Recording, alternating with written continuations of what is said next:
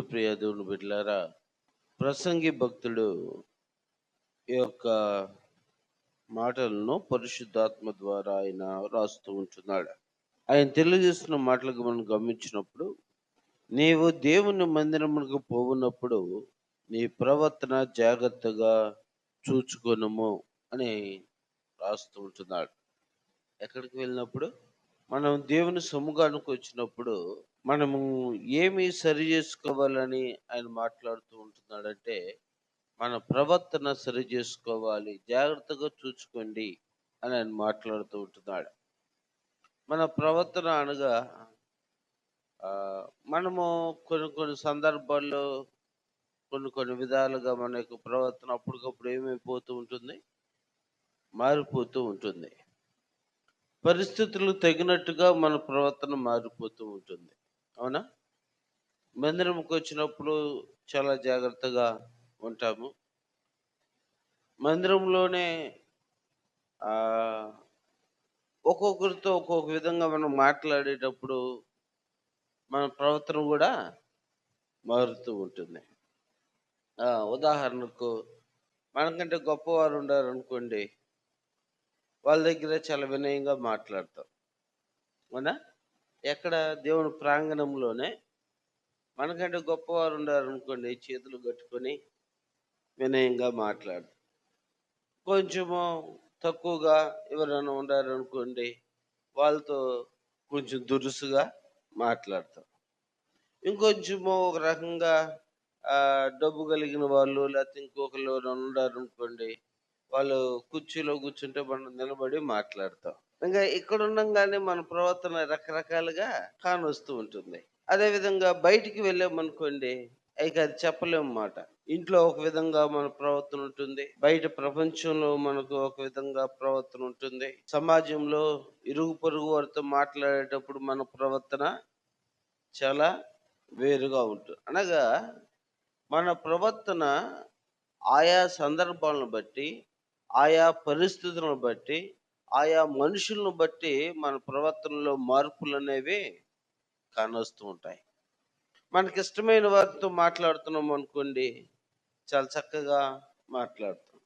మనకి ఇష్టం లేని వారు ఎదురయ్యారు అనుకోండి, మన ప్రవర్తన వెంటనే మారుతూ ఉంటుంది. మన ముఖ కవలికలు మారుతూ ఉంటాయి. మనం వాళ్ళతో నిలబడే తత్వం కానీ, మాట్లాడే విధానం కానీ, అన్నీ కూడా ఏం చేయబడుతూ ఉంటాయి, మారిపోతూ ఉంటాయి. అనగా అప్పటికప్పుడే మారిపోతూ ఉంటాయి. అప్పటికప్పుడే కొన్ని వస్తూ ఉంటాయి. అప్పటికప్పుడే మన నుంచి కొన్ని పోతూ ఉంటాయి. సినిమాల్లో కూడా ఆ విధంగా నటించలేరు మాట. కానీ మనము నిత్య జీవితంలో మాత్రం మన ప్రవర్తన ఆయా పరిస్థితులను బట్టి, మనుషులను బట్టి, వాళ్ళ యొక్క అధికారాలను బట్టి, హోదాను బట్టి, స్థితిగతులను బట్టి, వాళ్ళకంటే ఎక్కువగా మనము ఏం చేస్తూ ఉంటామంటే మారిపోతూ ఉంటాము. మన ప్రవర్తనలో మార్పులు అనేవి కానొస్తూ ఉంటాయి.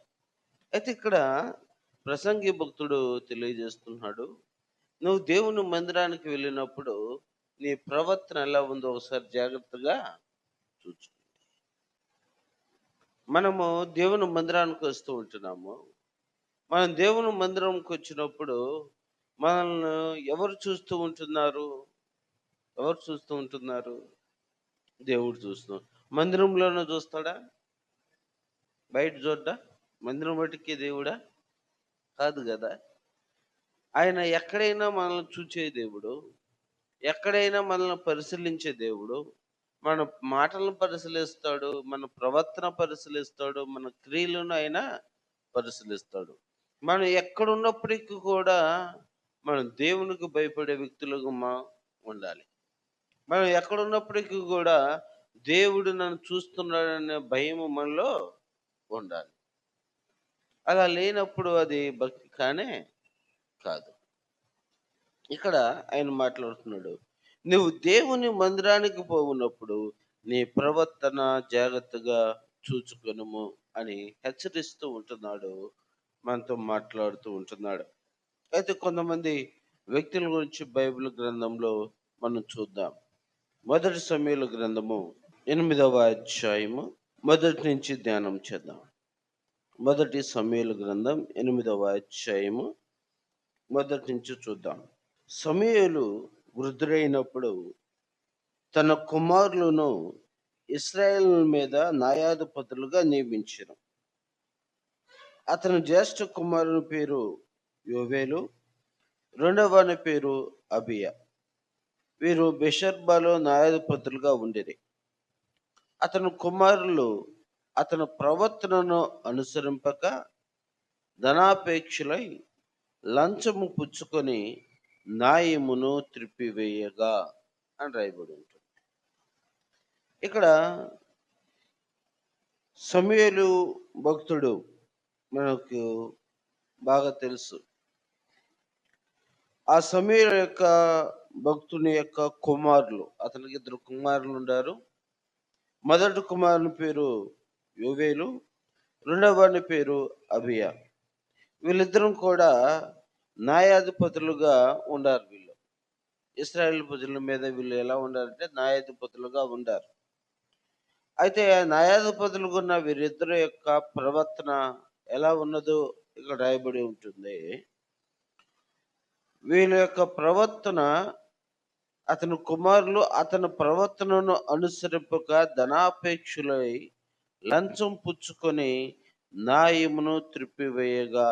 5వ వచనంలో రాయబడి ఉంటుంది, చిత్తగించుము, నీవు వృద్ధుడవు, నీ కుమారులు నీ ప్రవర్తన వంటి ప్రవర్తన గలవారు కారు గనుక.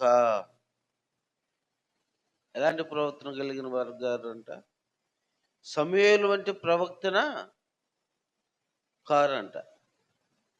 సమూయేలు చక్కగా దేవుని యందు భయభక్తులు కలిగి జీవించాడు.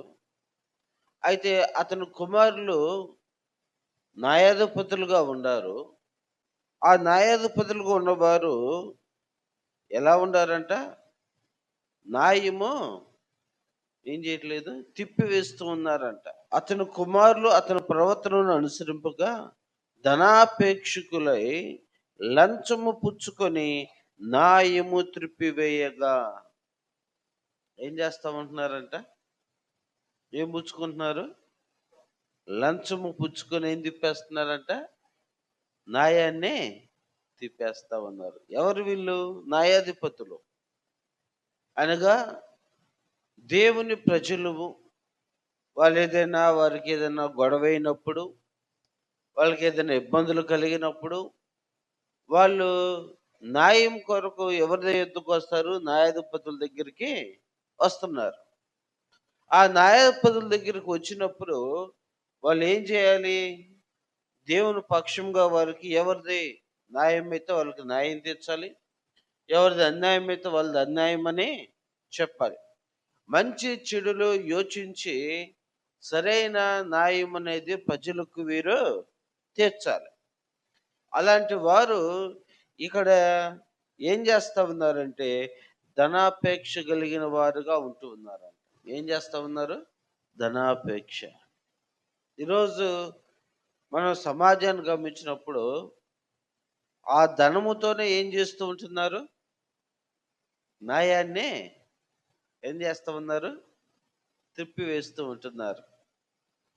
ఏదన్నా ఒకరికి ఇద్దరు కొట్టుకున్నారు అనుకోండి, లేకపోతే ఎవరికైనా అన్యాయం జరిగింది అనుకోండి, అవతల కొంచెము ధనం కలిగిన వ్యక్తి అనుకోండి, ఏం చేస్తా ఉంటున్నారు? ఉంగరం చేత్తో కొడితే ఏముండదు, ఉట్టి చేత్తో కొడితే, కానీ ఉంగరం చేత్తో కొడితే అంటే ధనానికి ఎక్కువగా ఏమిస్తున్నారు? ప్రాముఖ్యత ఇస్తున్నారు. ధనవంతులకి ఏమిస్తారు? ఎక్కువగా గౌరవాన్ని ఇస్తూ ఉంటారు. గొప్పవారికి, ధనవంతులకి ఈ లోకంలో ఎక్కువగా ఏముంటుందంటే గౌరవ ఘనతలు కలుగుతాయి. వారి పక్షంగా మాట్లాడతారు, వారి పక్షంగా న్యాయం అనేది తీరుస్తారు. లేని వారికి న్యాయం అనేది జరగటంలో, వాళ్ళు న్యాయంగా ఉన్నప్పటికీ కూడా వాళ్ళకి ఏం జరగట్లేదు? న్యాయము జరగట్ల. అధికారాన్ని బట్టి, పలుకుబడిని బట్టి, పేరు ప్రఖ్యాతులను బట్టి ఏం జరుగుతూ ఉంటుంది? న్యాయము జరుగుతూ ఉంటుంది. ఆ దినాన న్యాయాధిపతులుగా ఉన్న వీరు కూడా ఏం చేస్తా ఉన్నారు? అన్యాయం చేసిన వాళ్ళ దగ్గర ఏం చేస్తా ఉన్నారు? డబ్బు తీసుకుంటున్నారు. ఆ డబ్బు తీసుకొని ఎవరికి న్యాయం చేస్తూ ఉంటున్నారు? అన్యాయం చేసిన వాళ్ళకే న్యాయం చేస్తూ ఉంటున్నారు. న్యాయాన్ని త్రిప్పివేస్తూ ఉంటున్నారట. ఏం చేస్తా ఉంటున్నారు? న్యాయాన్ని తిప్పివేస్తూ ఉంటున్నారు. అంతెందుకు, ఇప్పుడు మనందరం ఇక్కడ ఉన్నాం గదా! ఎవరైనా ఇద్దరు గొడవయిందనుకోండి. అందులో బంధువర్గం వోళ్ళు ఎవరైనా ఎక్కువగా ఉండారనుకోండి. ఇక్కడ న్యాయంగా నిలబడి,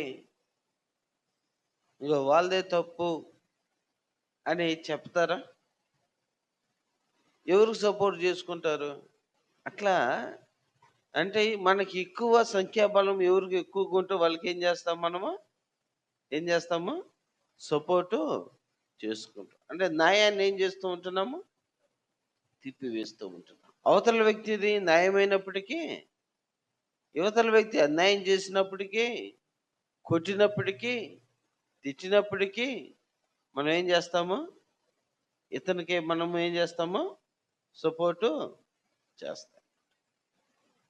అదేవిధంగా వీళ్ళు కూడా ఏం చేస్తూ ఉంటున్నారంటే, న్యాయాధిపతులుగా ఉండి న్యాయం తీర్చవలసిన వారు, దేవుని యొక్క సన్నిధానములో ఉండి దేవుని సమ్ముఖానికి వచ్చిన వారికి మంచి చెడులు యోచించి చెప్పవలసిన వారు ఏం కలిగి ఉన్నారంటే, ధనాపేక్ష కలిగిన వారై లంచం పుచ్చుకొనుచు. ఏం పుచ్చుకుంటున్నారంట? లంచము పుచ్చుకొనుచు న్యాయాన్ని త్రిప్పివేస్తున్నప్పుడు అతను మాట్లాడుతూ ఉంటున్నారు. ఇశ్రాయేలీయులు పెద్దలందరూ కూడి వచ్చి, ఇశ్రాయేల్ ప్రజలందరూ కూడా చూస్తూ ఉంటున్నారు. అనేక సంవత్సరాలుగా చూస్తున్నారు, రోజులుగా గమనిస్తున్నారు. వీరు సరైన రీతిలో వీళ్ళు మనకు న్యాయము తీర్చటలేదు. నీ వంటి ప్రవర్తన కలిగిన వారు కారు. మన బిడ్డలు మనం దేవుని సముఖానికి వస్తూ ఉంటున్నాము. మన బిడ్డలు మన ప్రవర్తన కలిగిన వారుగా ఉంటున్నారా? మీ బిడ్డలు మీ ఎంత ప్రవర్తన కలిగిన వారుగా ఉంటున్నారా? న్యాయంగా నడుచుకుంటూ ఉంటున్నారా? అసలు మనం ఏం చేయాలి? ఆలోచన చేయాలి. ఎలాంటి ప్రవర్తన కలిగిన వారుగా ఉంటున్నారు? తల్లిదండ్రులు ప్రార్థనకి వెళ్ళే వ్యక్తులుగా ఉంటే బిడ్డలు ఎలా ఉంటున్నారు? సమాజంలో విచ్చలవిడిగా తిరిగే వాళ్ళుగా ఉంటున్నారు. అయ్యా నా బిడ్డలు మారటం లేదయ్యా, నా బిడ్డలు త్రాగుబోతులుగా ఉంటున్నారు, నా బిడ్డలు లోక సంబంధమైన వ్యక్తులుగా ఉంటున్నారు, వాళ్ళు దేవుని ఎరగిన ప్రజలుగా ఉంటున్నారు. ప్రార్థనకి వెళ్దామని అంటే ఇప్పుడే కాదులే అన్నట్టుగా సమయాన్ని వృధా చేస్తున్న వారుగా ఉన్నారు అని అనేక మంది తల్లిదండ్రులు వాళ్ళ బిడ్డల గురించి ఏం చెప్తూ ఉంటారు? మాట్లాడుతూ ఉంటారు. మనం కూడా సమాజంలో ఉంటారు. వాళ్ళ నాన్న వాళ్ళ అమ్మ ఎంతో భయభక్తులు కలిగిన వారు, కానీ వీళ్ళు వాళ్ళ యొక్క ప్రవర్తన వీళ్ళకి ఏమాత్రం కూడా రాలేదు. వీళ్ళు ఒట్టి అల్లరి చిల్లరగా తిరిగే వాళ్ళు, వాళ్ళ నాన్న పేరు చెడగొట్టే విధంగా వాళ్ళు ప్రవర్తన ఉంటుంది అని వాళ్ళ యొక్క తల్లిదండ్రులు బట్టి వాళ్ళ కుమారుల గురించి మనం ఏం చెప్తూ ఉంటాము? సాక్ష్యము చెప్తూ ఉంటాం. వింటలేదా ఇవి? మనం వింటున్నాము లేదా? అదేవిధంగా సమూయేలు దగ్గరికి ఇశ్రాయేల్ పెద్దలందరూ కూడా వచ్చారు. అయ్యా, నీ వంటి ప్రవర్తన నీ బిడ్డలకు లేదు. నువ్వు చిన్నతనము నుంచే నువ్వు దేవుని మందిరంలో ఎలా పెరిగావో మేము చూచాం. చిన్నతనం నుంచే భయభక్తులు కలిగి దేవుని మందిరంలో పరిచర్య ఎలా చేసేవో మేము చూసాం. దేవుడు నీతో ఏ విధంగా మాట్లాడుతున్నాడో మేము గమనించాం. ఎవరైనా తప్పు చేసినప్పుడు దేవుడు నీకు ఏ విధంగా సెలవిచ్చి వాళ్ళ ప్రవర్తన గురించి నీకు తెలియజేశాడో మేము గమనించాం అని మాట్లాడుతూ ఉంటున్నారు. ఓ దినాన ఏలి కుమారులు తప్పు చేస్తున్నప్పుడు సమూయేలుతో ఎవరు మాట్లాడారు? దేవుడే మాట్లాడు. సమూయేలు అని ఏం చేస్తా ఉన్నాడు? పిలుస్తూ ఉన్నాడు. యాజకుడుగా ఉన్న ఏలి అతని కుమారుల గురించి ఏం చెప్తా ఉన్నాడు? వాళ్ళు ఎలా ఉండరంట? దేవుని మందిరంలో ఎలా ఉండారు? దేవుని దృష్టికి అవిధేయులుగా ఉండారు. మనం ఆ వచనాలు కూడా మనం చూద్దాము. 1 సమూయేలు 3వ అధ్యాయము మొదటి వచనం. బాలుడైన సమూయేలు ఏలి ఎదుట యెహోవాకు పరిచర్య చేయుచు ఉండెను అన్న తర్వాత, ఆ దినములలో యెహోవా వాక్కు ప్రత్యక్షమగుట అరుదు, ప్రత్యక్షము తరచుగా తటస్థించుట లేదు. ఆ కాలమందు ఏలి కనులు మందదృష్టి గలవైనందున అతడు చూడలేక తన స్థలం ముందు పండుకొని ఉండుగాను, దీపం ఆరిపోక మునుపు సమూయేలు దేవుని మందసమున్న యెహోవా మందిరంలో పండుకొని ఉండగా యెహోవా సమూయేలును పిలిచెను. అతడు చిత్తమండి నేనున్నానని చెప్పి. ఇక్కడ సమూయేలుతో ఎవరు మాట్లాడుతూ ఉంటున్నారు? దేవుడు మాట్లాడుతూ ఉంటున్నాడు. ఎవరి గురించి మాట్లాడుతూ ఉంటున్నాడు మనం గమనించినప్పుడు 16వ వచనం చూద్దాము. అయితే ఏలి సమూయేలు నా కుమారుడా అని సమూయేలును పిలువగా అతడు చిత్తము నేను ఇక్కడ ఉన్నానెనను. ఏలి నీతో యెహోవా ఏమి సెలవిచ్చునో మరుగు చేయక దయచేసి నాతో చెప్పుము. ఆయన నీతో సెలవిచ్చిన సంగతుల్లో ఏదైనాను నువ్వు మరుగు చేసిన యెడల అంతకంటే అధికమైన కీడు ఆయన నీకు కలుగజేయును గాక అని చెప్పగా, సమూయేలు దేనిని మరుగు చేయక సంగతి అంతయు అతనికి తెలియజెప్పెను. ఏలి విని సెలవిచ్చిన వాడు యెహోవా తన దృష్టికి అనుకూలమైన దానిని ఆయన చేయనుగాక అనెను. సమూయేలు పెద్దవాడు కాగా యెహోవా అతనికి తోడై ఉన్నందున అతని మాటల్లో ఏదియూ తప్పిపోలేదు. ఇక్కడ ఏలి యొక్క కుమారులు వాళ్ళు ఇంటి వారందరూ కూడా దేవుని దృష్టికి ఎలా ఉన్నారంట? 13వ వచనం. తన కుమారులు తమ్మును తాము శాపగ్రస్తులుగా చేసుకునిచున్నారని తను ఎరిగియు వారిని అడ్డగించలేదు గనుక అతని ఇంటికి నిత్యమైన శిక్ష విధింతునని నేను అతనికే తెలియజేయుచున్నాను. ఎవరు కుమారులు? ఏలి యొక్క కుమారులు ఎలా ఉండారంట? శాపగ్రస్తులుగా ఉంటారు. ఏలి ఎవరు? యాజకుడు. ఎవరు? యాజకుడు. యాజకుని యొక్క కుమారులు ఎలా ఉండారు? ఎలా ఉండారు? తమకు తాము శాపగ్రస్తులుగా ఉండారు. తండ్రి ఏమో యాజకుడు, సేవకుడు, కానీ కుమారులు ఎలా ఉండారు? ఎలా ఉండారు? శాపగ్రస్తులుగా ఉండారు. వాళ్ళ గురించి దేవుడు ఏం చేస్తా ఉన్నారంటే హెచ్చరిస్తూ ఉంటున్నాడు. నీ బిడ్డలు ఎలా ఉండారంటే శాపగ్రస్తులుగా మారిపోయారయ్యా అని ఎవరికి చెప్తూ ఉంటున్నాడు? సమూయేలుతో మాట్లాడుతూ ఉంటున్నాడు. అదే ఇక్కడ సందర్భాన్ని చూసినప్పుడు అదే సమూయేలుతో ఇశ్రాయేలు పెద్దలందరూ కూడా వచ్చి ఏం చెప్తా ఉన్నారు? ఒకప్పుడు దేవుడే ఎవరితో మాట్లాడాడు? సమూయేలుతో మాట్లాడి ఆ యొక్క ఏలి యొక్క కుమారులు శాపగ్రస్తులుగా మారిపోయారు. వాళ్ళ ప్రవర్తన బాగాలేదు, వారి ఆలోచన బాగాలేదు, దేవుని మందిరంలో వారి యొక్క క్రియలు చాలా చెడ్డగా ఉన్నాయి అని హెచ్చరించాడు. అలాంటి దేవుని యొక్క స్వరము విన్న సమూయేలు యొక్క కుమారులు ఎలా ఉండారంటే ఈ దినాన వాళ్ళు కూడా ఎలా ఉండారు? ఎలా ఉండారమ్మా? వాళ్ళ ప్రవర్తన ఎలా ఉంది? బాగాలేదు. ఒక జనరేషన్ బాగుంటే మరొక జనరేషన్ ఎలా ఉంటుంది? బాగుండటం లేదు. తండ్రి దేవుని యందు భయభక్తులు కలిగిన వ్యక్తి, కుమారులేమో త్రోవ తప్పిపోయిన వ్యక్తులుగా ఉంటున్నారు. తండ్రి మాట వినే వ్యక్తులుగా లేరు. దేవుని యందు భయభక్తులు కలిగిన వారుగా లేరు. దేవుడు నన్ను చూస్తున్నాడు అనే ఆలోచన మర్చిపోయిన వ్యక్తులుగా ఉంటున్నారు. తండ్రి యాజకుడిగా ఉంటున్నాడు, తండ్రి న్యాయాధిపతిగా ఉంటున్నాడు, తండ్రి ప్రవక్తగా ఉంటున్నారు, కానీ కుమారులు మాత్రము సమాజంలో తల్లిదండ్రులకి చెడ్డ పేరు తీసుకొచ్చే వ్యక్తులుగా ఉంటున్నారు. చూడండి ఎంత ఇలాంటి పరిస్థితులు ఎలా ఉంటున్నాయో.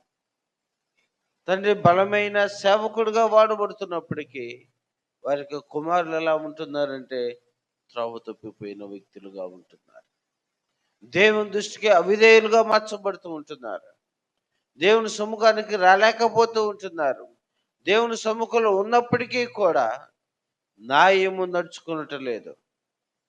ఏం చేయటం లేదు? న్యాయంగా ఉండటం లేదు. మనం దేవుని మందిరానికి వస్తున్నప్పటికీ కూడా మన ప్రవర్తన ఎలా ఉంటుంది? వీళ్ళు దేవుని మందిరంలో న్యాయం తీర్చే వ్యక్తులుగా ఉండారు. కానీ ఎలా ఉంటున్నారు? అన్యాయస్తులుగా ఉంటున్నారు. దేవుని మందిరానికి వస్తున్నప్పటికీ కూడా పాపం చేసే వ్యక్తులుగా వీరు ఉంటున్నారు. దేవుని మందిరానికి వస్తున్నప్పటికీ కూడా వారి స్వచిత్తాన్ని నెరవేర్చుకోవడానికి ఇష్టపడుతున్నారు కానీ దేవుని చిత్తమును నెరవేర్చడానికి ఇష్టపడటం లేదు. దేవుని మందిరానికి వచ్చినప్పుడు మనం ఎవరి చిత్తాన్ని నెరవేర్చడానికి రావాలి? మన ఇష్టాన్ని నెరవేర్చుకోవడానికి రావాలా? లేదా దేవుని యొక్క ఇష్టాన్ని నెరవేర్చడానికి రావాలా? దేవుని చిత్తానుసారంగా జీవించడానికి రావాలా? మనకు అనుకూలంగా ఉండేటట్టుగా ఉండాలా? ఒకసారంట ఒక ఆయన వాక్యం చెప్పాడంట. కొద్ది రోజు చాలా వాళ్ళకి అనుకూలమైన బోధ చేస్తూ వచ్చాడంట. బాగా విన్నారంట. ఓ రోజు కఠినంగా మాట్లాడాడంట. ఆ రోజు ఆ సంఘం నుంచి పంపించేశారంట. ఏం చేశారంట? ఏం చేశారు? కొద్ది సంవత్సరాలు వాళ్ళకి అనుకూలమైన బోధ చేసాడు. బాగుంది. ఒక రోజు మాత్రం కఠినంగా కొన్ని సంవత్సరాలు ఇండైరెక్ట్ గా చెప్తూ వచ్చాడు వాక్యాన్ని. ఎలా ఉండాలి, ఇలా ఉండకూడదు, ఇలా ఉండకూడదని. ఒకసారి మాత్రం కఠినంగా నువ్వు అలా ఉండవంటే మాత్రం నీకు శిక్ష పడిద్ది అని అన్నాడంట. మనం ఆ సేవకుడితో అన్నాడంట, మనం కూర్చొని మాట్లాడుకోవాలి. చాలా సంవత్సరాలు ఇక్కడ చేసావు, ఈ ఇంకెక్కడైనా చూసుకో అన్నారంట. అంటే అర్థమైంది, నువ్వు మమ్మల్ని శిక్షించే విధంగా మమ్మల్ని ఖండించే విధంగా నీ బోధ ఉంటే మాకు కుదరదు, నువ్వు మారిపోవాల్సిందే అన్నారంట. అంటే మనకు అనుకూలమైన బోధ ఉండాలి. మనం ఖచ్చితంగా మనకి మన ప్రవర్తనలో మీరు మార్చుకోండి, మీ ప్రవర్తన మార్చుకోండి, మీ ఆలోచన మార్చుకోండి, మీ క్రియలు మార్చుకోండి. దేవుడు మనల్ని చూస్తున్నాడు, ఇదే అనుకూలమైన సమయం, దేవుని రాకడ ఎప్పుడు వచ్చిందో తెలియదు, మన ప్రవర్తన జాగ్రత్తగా మార్చుకోండి అని కఠినంగా పదాలు వచ్చినాయంటే మాత్రము ఏమవుతా ఉందంట, సేవకుడు ఉండటానికి వీలు లేదు. అవసరమైతే సంఘానికి కూడా ఏం చేస్తున్నారు? రావటం. మా గురించే చెప్తున్నారయ్యా అనే ఒక ఆలోచన వచ్చేస్తుంది. ఎవరి గురించి? నా గురించే,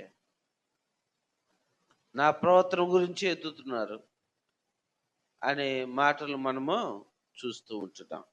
ఇక్కడ సమూయేలు యొక్క కుమారులు కూడా ఎలా ఉండారంటే న్యాయం చేయవలసిన వారు, దేవుని ప్రజలకు న్యాయము తీర్చవలసిన వారు. వాళ్ళు ఎలా ఉంటున్నారంటే న్యాయం తప్పి లంచము పుచ్చుకుంటూ ఉన్నారు. ధనాపేక్ష కలిగిన వారుగా ఉంటున్నారు.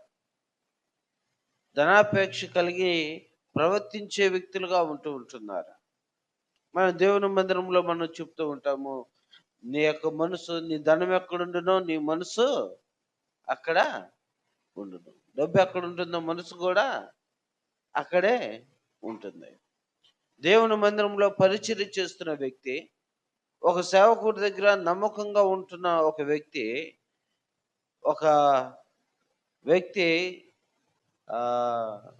నయమాను, ఆ యొక్క వ్యక్తి డబ్బు, వస్త్రాలు, వెండి ఇవన్నీ తీసుకొచ్చినప్పుడు అప్పటి వరకు దేవుని మందిరంలో చక్కగా ఉన్న వ్యక్తికి ఏం కలిగింది? ఆశ కలిగింది. తన ప్రవర్తన మారిపోతుంది చూడండి, తన ఆలోచన మారిపోతూ ఉంటుంది, ధనాపేక్ష కలిగిన వ్యక్తిగా మారిపోతూ ఉంటున్నాడు. ఆ సేవకుడేమో నాకు ఎలాంటి ధనము అవసరం లేదని చెప్పాడు. ఆ సేవకుడి దగ్గర ఉన్న వ్యక్తి ఏమో ఏం చేస్తా ఉన్నాడు?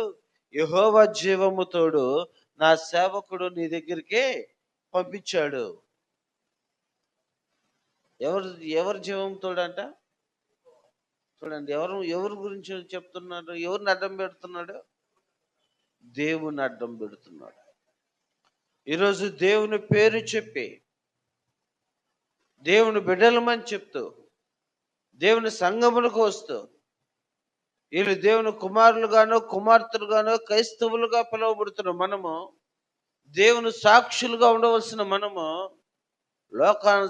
లోకానుసారమైన ఆస్తులకు లోబడి, క్రియలకు లోబడి, ధనానికి లోబడి మనము దేవుని దృష్టికి అవిధేయులుగా మనము ఉండటం లేదా? ఆ దినాన ఆ యొక్క నయమాన్ దగ్గరికి పోతూ ఉంటున్నాడు. యెహోవా జీవము తోడు. మళ్ళీ ఎవరి మీద చెప్తున్నాడు? దేవుని మీద చెప్తూ ఉంటున్నాడు. నా సేవకుడు, ఎవరో ఒక ఇద్దరు వచ్చారు దూర దేశం నుండి, వాళ్ళకి బట్టలు వెండి అవన్నీ కూడా కావాలి అని చెప్పి ఏం చేస్తా ఉన్నాడు? అవి తీసుకొని వచ్చి దాచిపెట్టుకుంటూ ఉంటున్నాడు. ధనాపేక్ష సమస్త కీడులకు ఏం చేస్తున్నది? మూలం. ఆ ధనం ఏం చేస్తుంది? కీడంతటికి మూలం. వీళ్ళు ధనాపేక్ష కలిగిన వ్యక్తులుగా ఉంటున్నాడు. ఆ ధనాపేక్ష చేత లంచం పుచ్చుకుంటూ ఉంటున్నారు. ఎవరిది? ఎక్కడ? దేవుని మందిరములో, దేవుడి నివాసం ఉండే చోట, దేవుని స్తుతించే చోట, దేవుని ఆరాధించే స్థలములో లంచము పుచ్చుకొనుచు న్యాయాన్ని త్రిప్పివేస్తూ ఉంటున్నాడు. నీ హృదయమే దేవుని ఆలయమై ఉన్నదని మీరు ఎరగరా అని అంటున్నాడు. మన హృదయము ఏమై ఉందంట? ఏమై ఉంది? దేవుని ఆలయమై ఉంది. మన హృదయం దేవుని ఆలయమై ఉంటే, మన హృదయం నుంచి వచ్చే మాటలు ఎవరి జీవంతోడు వస్తూ ఉన్నాయి? అమ్మా, మన హృదయం నుంచి వచ్చే మాటలు ఎవరి జీవం తోడుగా వస్తూ ఉంటున్నాయి? మన యొక్క న్యాయము, మన యొక్క మాటలు, మన యొక్క తలంపులు ఏ జీవం తోడుగా వస్తూ ఉంటున్నాయి? ఆ యొక్క గెహాజీ వెళ్తూ ఉంటున్నాడు, వెళ్ళి మాట్లాడుతూ ఉంటున్నాడు. యెహోవా జీవం తోడు నా సేవకుడు నీ దగ్గరికి పంపిస్తూ ఉంటాడు. ఆ ధనాన్ని చూడంగానే ఆశ కలిగింది. ఆ ధనం ఉంటే నాకు చాలు, నా పేదరికం పోతుంది, నేను చక్కగా జీవించవచ్చు అని ఆలోచన చేశాడే కానీ, ఎవరి మీద నింద వేస్తూ ఉంటున్నాడు? ఎవరు పేరు చెప్పి అబద్ధంలాడుతూ ఉంటున్నాడు? ఎవరు పక్షంగా నిలబడి దేవుని నామానికి అవమానము తీసుకొని వస్తూ ఉంటున్నాడు? దేవుని పేరు చెప్పే ఈ దినాన మనము దేవునికి, సమాజంలో అవమానం తీసుకొచ్చే విధంగా మన ప్రవర్తన ఉంటుందా? దేవుని పక్షంగా వీళ్ళు ప్రార్థనకి వెళ్ళే వాళ్ళు, వీరు దేవుని స్తుతించే వాళ్ళు, ఆదివారం వచ్చినప్పుడు వీరి చేతిలో బైబిల్ ఉంటుంది, వీళ్ళు దేవుని బిడ్డలుగా కానొస్తూ ఉంటారు సమాజానికి. మనం దేవుని పక్షంగా ఉన్న వాళ్ళంగా మన క్రియలు కలిగి మనం జీవిస్తూ ఉంటున్నామా? లేకపోతే ఐహిక సంబంధమైన సుఖభోగములు కలిగి దేవుని దృష్టికి అవిధేయులుగా మనం కనబడుతూ ఉంటున్నామా? మనం ఆలోచన చేసుకోవాలి. వీళ్ళు ధనాపేక్ష కలిగిన వ్యక్తులుగా ఉండి న్యాయాన్ని తిప్పివేస్తూ ఉంటున్నాడు. దేవుని పక్షంగా ఉన్నట్లుగా ఉంటున్నారు కానీ, వీళ్ళు ఏ పక్షంగా ఉంటున్నారు? అపవాది పక్షముగా ఉంటున్నారు. అపవాది లోక సంబంధమైన రీతిలో న్యాయము తీర్చే వ్యక్తులుగా ఉంటున్నారు. ఎవరు బలగం కలిగి ఉంటే వాళ్ళకి వెళ్ళి మాట్లాడే విధంగా ఉంటున్నారే కానీ, పేదవారికి న్యాయం చేసే విధంగా ఎంత మాత్రం కూడా లేరు. అందుకే వాళ్ళ గురించి ఇశ్రాయేల్ పెద్దలు అందరూ అంటున్నారు. ఇశ్రాయేల్ పెద్దలందరూ కూడి అంటున్నాడు, నీవు నీ కుమారులు నీ ప్రవర్తన వంటి ప్రవర్తన కారు. కాబట్టి ప్రభునందు ప్రియ దేవుని బిడ్డలారా, ఒక దినాన సమూయేలుతో దేవుడే మాట్లాడుతున్నాడు. ఏలి యొక్క కుమారులు ఎలా ఉండారంటే శాపగ్రస్తులాగా వాళ్ళు ఉండారు. అవిధేయులుగా జీవిస్తున్నారు. శరీరాశ కలిగి, నేత్రాశ కలిగి వాళ్ళు ఐహిక సంబంధమైన సుఖభోగముల చేత వాళ్ళు ఉండారు అని సమూయేలుతో దేవుడు మాట్లాడితే, అదే సమూయేలుతో ఇశ్రాయేలు పెద్దలందరూ కూడా వచ్చి ఏం చేస్తా ఉన్నారు? నీ బిడ్డల ప్రవర్తన నీ వంటి ప్రవర్తన కానే కాదు, హెచ్చరిస్తూ ఉంటున్నాడు. ఈరోజు మన బిడ్డల ప్రవర్తన ఎలా ఉంటుంది? వారి సమాజంలో ఎలా ఉంటున్నారు? నువ్వు చక్కగా దేవుని మందిరానికి వస్తూ ఉండవచ్చేమో, కానీ నీ బిడ్డలు దేవుని మందిరానికి వచ్చినప్పటికీ కూడా ఎలా ఉంటున్నారా? అవిధేయులుగా ఉంటున్నారా? ఐక్య సంబంధమైన, లోక సంబంధమైన శరీరాశ, నేత్రాశ కలిగి ఈ లోక సంబంధమైన రీతిలో వారు జీవిస్తూ ఉంటున్నారా? సరే, మనం ఆలోచన చేద్దాం. రెండవదిగా మనం గమనించినప్పుడు 2వ దినవృత్తాంతంలో 34వ అధ్యాయము 1వ వచనం చూద్దాం. యోషియా ఏలనారంభించినప్పుడు 8 ఏండ్ల వాడై యెరూషలేములో 31 సంవత్సరములు ఏలెను. అతడు యెహోవా దృష్టికి నీతిని అనుసరించుచు కుడికైనను ఎడమకైనను తొలగకుండా తన పితరుడైన దావీదు చూపిన ప్రవర్తనకు సరిగా ప్రవర్తించెను. ఇక్కడ యోషియా అనే యొక్క వ్యక్తి 8 సంవత్సరాలకి ఏమయ్యాడంట? రాజు అయ్యాడు. 8 సంవత్సరాలకి రాజైన ఇతను 31 సంవత్సరాలు పరిపాలించాడు. ఇతడు దేవుని దృష్టికి నీతిని అనుసరించుచు కుడికైనను ఎడమకైనను తొలగకుండా తన పితరుడైన దావీదు చూపిన ప్రవర్తనకు సరిగా ప్రవర్తించు. కుడికైనను ఎడమకైనను తొలగకుండా అంట. ఎన్ని సంవత్సరాల నుంచి ప్రారంభించాడంట?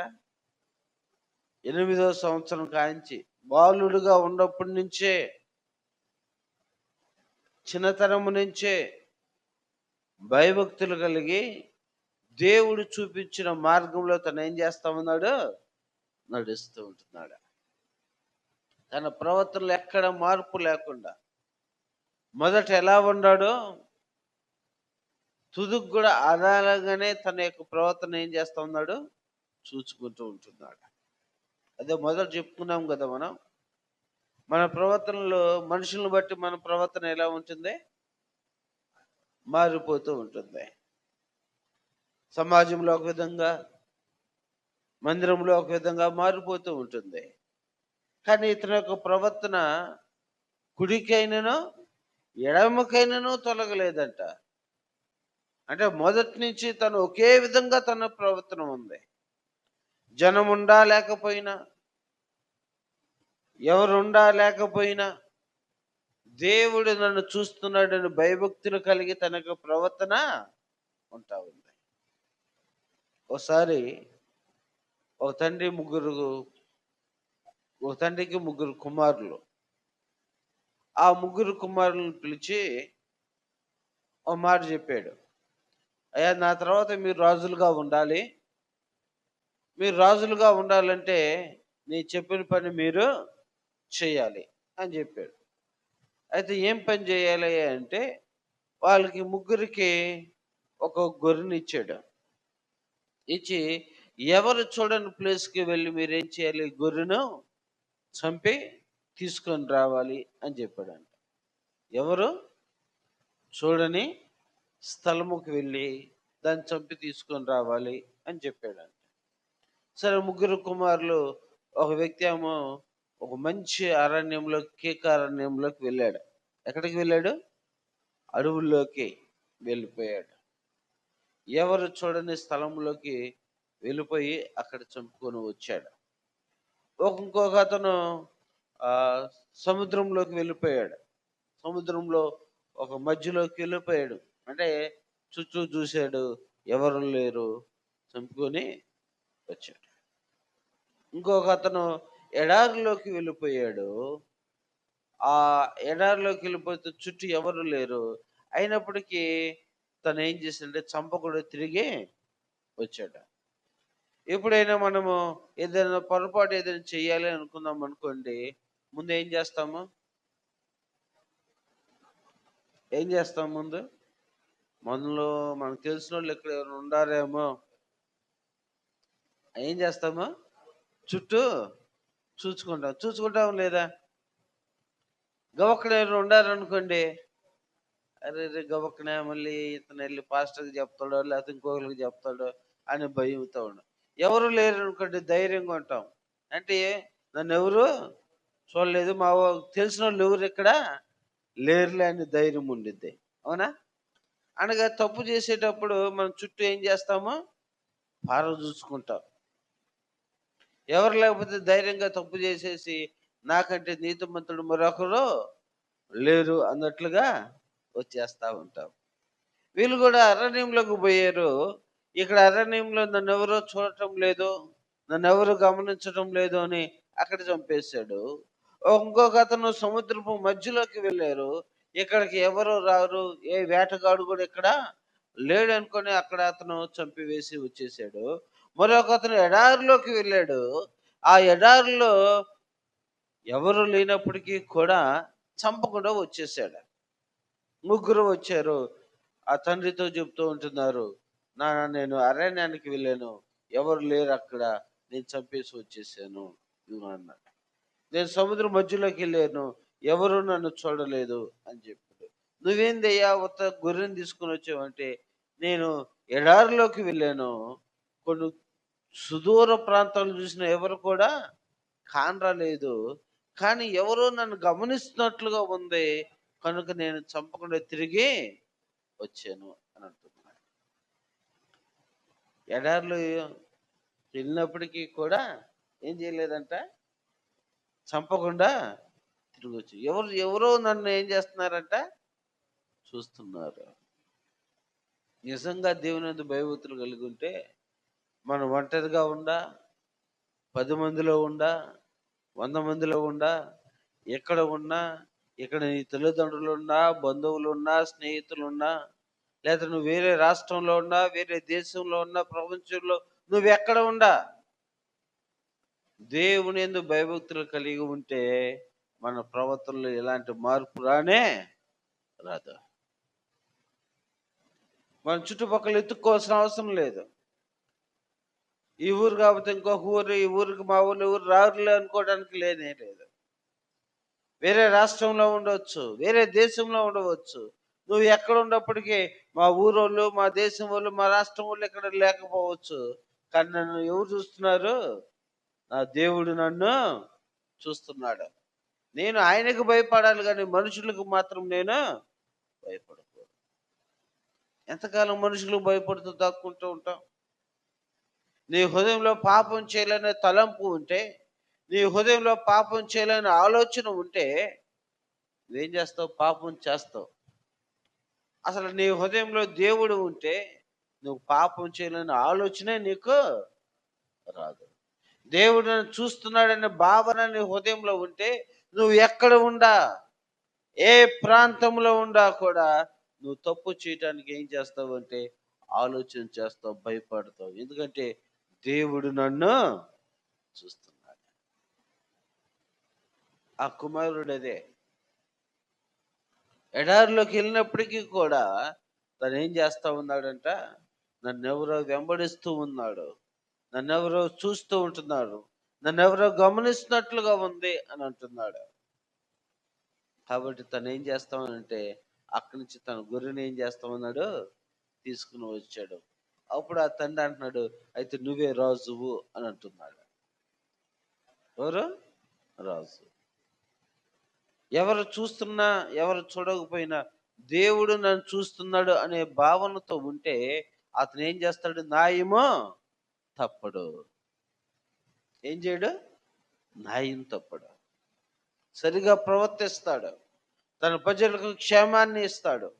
తన ప్రజలు ఎవరైనా తప్పు చేస్తే వాళ్ళని ఖండిస్తాడు, బుద్ధి చెప్తాడు, సరైన రీతిలో వారిని నడిపిస్తాడే తప్ప తను ఏం చేయడు? అన్యాయం మాత్రము చేయడు. అన్యాయపు తీర్పు మాత్రము ఇవ్వడు. కాబట్టి అతన్ని రాజుగా తన కుమారునికి, తన రాజ్యానికి తను చేస్తూ ఉంటున్నాడు. ఇక్కడ యోషియా అనే యొక్క వ్యక్తి కూడా 8 సంవత్సరాలకే రాజుగా ఏర్పాటు చేయబడ్డాడు. తన యొక్క ప్రవర్తన ఎలా ఉందంట? కుడికైనను ఎడమకైనను తొలగకుండా 30 సంవత్సరాలు రాజుగా అతను, చూడండి ఎలా ఉంటుంది. చిన్నతనము నుంచే దేవుని యందు భయభక్తులు కలిగిన వ్యక్తిగా తను ఉంటూ ఉంటుంది. కొంతమంది వాళ్ళ యొక్క పిల్లలను చూసినప్పుడు తండ్రి త్రాగుబోతుగా ఉన్నాడు అనుకోండి, తండ్రి సిగరెట్లు తాగుతూ ఉన్నాడు అనుకోండి, బీడీలు తాగుతూ ఉన్నాడు అనుకోండి, పిల్లవాడు కూడా ఏం చేస్తాడు? అదే విధంగా తల్లిదండ్రులు భయభక్తులతో ఉండారనుకోండి, బిడ్డలు కూడా ఏం చేస్తారు? అదే భయభక్తులతో వస్తూ ఉంటారు. అయితే మనం చాలా మందిని మనం గమనిస్తూ ఉంటాము. తల్లిదండ్రులు కొన్ని సందర్భాల్లో తండ్రి కొడుకులు ఇద్దరు కూడా ఏం చేస్తూ ఉంటారు? త్రాగుతూ ఉంటారు. ఏం చేస్తూ ఉంటారు? త్రాగుతూ ఉంటారు. ఇద్దరు ప్రవర్తన కూడా ఎలా ఉంటుంది? చెడిపోయి ఉంటుంది. తండ్రి భయభక్తులు కలిగిన వ్యక్తే, కానీ కుమారుడు ఎలా ఉంటాడు? త్రాగుబోతుగా ఉంటాడు. త్రాగొచ్చి తండ్రినే కొడుతూ ఉంటాడు, తల్లిని దూషిస్తూ ఉంటాడు, అవహేళనగా సమాజంలో కుటుంబాన్ని నిలబెడుతూ ఉంటాడు. అయ్యా వాళ్ళ నాన్న ప్రార్థనకు వెళ్తాడు, ఇతను చూస్తే ఎలా ఉన్నాడు? త్రాగుబోతుగా ఉన్నాడు. మా పరువంతా ఏం చేస్తున్నాడు? తీసివేస్తూ ఉంటున్నాడు. వృద్ధుడైన సమూయేలుకు సమాజంలో పెద్దలందరూ కూడా వచ్చి, నీ వంటి ప్రవర్తన నీ బిడ్డలకు లేదయ్యా అని చెప్తే, ఆ వృద్ధుడైన తండ్రి యొక్క పరిస్థితి ఎలా ఉంటుంది? ఆలోచన చేశారా? ఇప్పుడు నన్ను నిలబెట్టి, ఇగో మీ కొడుకు తప్పు చేశాడు, మీ కూతురి తప్పు చేసింది, నువ్వు వాళ్ళకి మంచి బుద్ధులు నేర్పించయ్యా, నీ ఇలా గద వాళ్ళు అని అన్నారు అనుకోండి, నలుగురిలో నన్ను నిలబెట్టి, నాకు ఎలా ఉంటుంది? బాబలే చెప్పారు అని నవ్వుతానా? తలదించుకుంటానా? అది అవమానమా? గొప్ప ప్రశంస అది? మారినప్పుడు మారుతారులేండి అని అంటానా? నాకు అదేంది? అది అవమానం కదా, నాకు అది గొప్ప అవమానం కదా. అనగా నలుగురిలో నిలబెట్టి పెద్దలందరూ కూడా వచ్చి సమూయేలుతో మాట్లాడుతూ ఉంటున్నాడు. ఏమని మాట్లాడుతున్నాడు? నీ వంటి ప్రవర్తన కలిగిన వారు కారు నీ బిడ్డలు అని అందరూ వచ్చి ఆయన నిలబెట్టి మాట్లాడితే ఆయనకి ఎలాంటి అవమానం వచ్చి ఉండిద్ది? ఆయనకి ఎలాంటి బాధ కలిగి ఉండిద్ది? చిన్నతనము నుంచే తను ఎలా ఉన్నాడు? తల్లిదండ్రుల నుంచి వేరే పైన కాంచి వచ్చి దేవుని మందిరంలో తల్లిదండ్రులను అట్లా విడిచిపెట్టాడు. దేవుని మందిరంలో మోకరించి ప్రార్థన చేయటము ప్రారంభించిన వ్యక్తి సమూయేలు. ఆ చిన్నతనంలోనే బాలుడుగా ఉన్నప్పుడే దేవుని స్వరాన్ని విన్నాడు. ఎంతో నమ్మకంగా దేవుని పరిచర్యలో వాడబడిన వ్యక్తి, చిన్నతనం నుంచి గొప్ప సాక్ష్యం కలిగిన వ్యక్తి. అతని సమాజంలో పెద్దలందరూ కూడా వచ్చి, నీ వంటి ప్రవర్తన కాదు నీ పిల్లలది అని నిలబెట్టినప్పుడు తన జీవితం మీదకి ఒక మచ్చ వచ్చినట్టు కాదా? ఆలోచన చేద్దాం. మన బిడ్డలు ఎలా ఉంటున్నారు? నీ ప్రవర్తన చెడ్డదైతే నీ బిడ్డల యొక్క ప్రవర్తన చెడ్డది అవ్వటానికి అవకాశం లేదు. ఎందుకంటే వాళ్ళు నువ్వు దేవునందు భయభక్తులుగా నడిపించవచ్చు. మారినప్పుడు మారతారులే అన్నట్లుగా వదిలివేసామంటే పెద్దయిన తర్వాత మారటానికి అవకాశమే రాకపోవచ్చు. ఆ విధంగా సమూయేలు నిలబెడుతూ ఉంటున్నాడు. ఎంతో భయభక్తులు కలిగి దేవుని మందిరం ఉన్న వ్యక్తి యొక్క ప్రవర్తన అనేక మందికి మాదిరికరంగా ఉన్న వ్యక్తి యొక్క కుమారులు ఆఖరికి తనని నలుగురిలో నవ్వుల పాలు తీసుకొచ్చే విధంగా తన కుమారులు ప్రవర్తించారు. అయితే ఈ బాలుడుగా ఉన్న ఈ యొక్క యోషియా అంట 8 సంవత్సరాలకే రాజయ్యి తన పరిపాలన చేస్తూ, తన ప్రవర్తన విషయంలో ఎక్కడ కుడికైనను, ఎడమకైనను తొలగకుండా చక్కగా తన యొక్క ప్రవర్తన అంతా కూడా సరి చేసుకుంటూ నడిచాడంట. దేవుని భయభక్తులతో నడిచాడు. న్యాయం ఎక్కడా తప్పిపోకుండా సక్రమంగా తన ప్రవర్తన, దేవుడు నన్ను చూస్తున్నాడని భయభక్తులు కలిగి తాను జీవించిన వ్యక్తిగా తను కానొస్తూ ఉంటున్నాడు. మరొక వ్యక్తిని మనం గమనించినప్పుడు యోబు గ్రంథము 27వ అధ్యాయము 6వ వచనం. నా నీతిని విడవక గట్టిగా పట్టుకొందును, నా ప్రవర్తన అంతటి విషయములో నా హృదయము నన్ను నిందింపదు. ఏమంటున్నాడు? నా నీతిని విడవక గట్టిగా పట్టుకొందును, నా ప్రవర్తన అంతటి విషయంలో నా హృదయము నన్ను నిందింపదు. ఎవరితో చెప్తున్నారు? తన స్నేహితులతో చెప్తూ ఉంటున్నాడు. ఎవరు చెప్తున్నారు? యోబు మాట్లాడుతూ ఉంటున్నాడు. ఏం చెప్తూ ఉంటున్నాడు? నా ప్రవర్తన అంతటి విషయంలో నా హృదయం నన్ను ఏం చేయదంట? నిందింపదంట. అనగా మన మనస్సాక్షి ఎలా ఉంటుంది? నీ ప్రవర్తన అంతటి విషయంలో చాలా సందర్భాల్లో మనం ఉంటాం కదా, నీ గుండెల మీద చేసుకొని చెప్పు అని అంటాం కదా. వినలా? ఈ మాట విన్నారా మా అందరూ? విన్నారా లేదా? ఏం చెప్తారు? నీ గుండెల మీద చేసుకొని చెప్పు. చేసుకున్నాం. ఏంటంటే ఇప్పుడు అబద్ధమే చెప్తాం. ఏం చెప్తావు? గుండెల మీద చేసుకుంటే ఏంది? నెత్తి మీద చేసుకుంటే ఉంది అబద్ధం చెప్పడానికి? పిల్లల మీద చేస్తే ఏముంది? బైబిల్ మీద చేసి కూడా చెప్తామంటారు. కొంతమంది ఏం చేస్తారు? బైబిల్ తీసుకురండి ప్రమాణం చేస్తాం అని అంటారు కదా. అంటారా లేదా? ఈయన అంటున్నాడు, ఏం చెప్తున్నానంటే, నా నీతిని విడవక గిట్టింపును, నా ప్రవర్తన అంతటి విషయంలో నా హృదయం నన్ను ఏం చేయదంట? నిందింపదు. నా హృదయం మీద చేసుకొని చెప్తున్నా, నా గుండెల మీద చేసుకుని నేను చెప్పగలను. నా మనస్సాక్షి తోడుగా నేను చెప్పగలను. నా ప్రవర్తన దేవుని దృష్టికి ఎక్కడ అవిధేయంగా లేదు. ఈరోజు మనల్ని ఒకసారి మనం ఆలోచన చేసుకుంటే, నీ గుండెల మీద నువ్వు చేసుకొని ధైర్యంగా దేవుని సమ్ముఖంలో, నేను దేవుని దృష్టికి యథార్థంగా నేను ప్రవర్తిస్తూ ఉంటున్నాను, నేను దేవుని దృష్టికి నీతిగా నేను బ్రతుకుతూ ఉంటున్నాను, నేను దేవుని దృష్టికి అబద్ధ సాక్ష్యం పలకకుండా నేను చాలా భయభక్తులు కలిగి నేను జీవించగలుగుతున్నానని నీ హృదయము నీ గురించి సాక్ష్యము పలుకుతుందా? అసలు ఆలోచించి. యోబు అంటున్నాడు, యోబు నుంచి దేవుడు సాక్ష్యం ఇచ్చాడు. యోబు యథార్థవంతుడు, చెడుతనమును విసర్జించిన వాడు అని యోబుని గురించి దేవుడు ఏం చెప్తూ ఉంటున్నాడు? సాక్ష్యం చెప్పాడు. అదే యోబు అంటున్నాడు, నా ప్రవర్తన అంతటి విషయంలో నేను చేసుకుని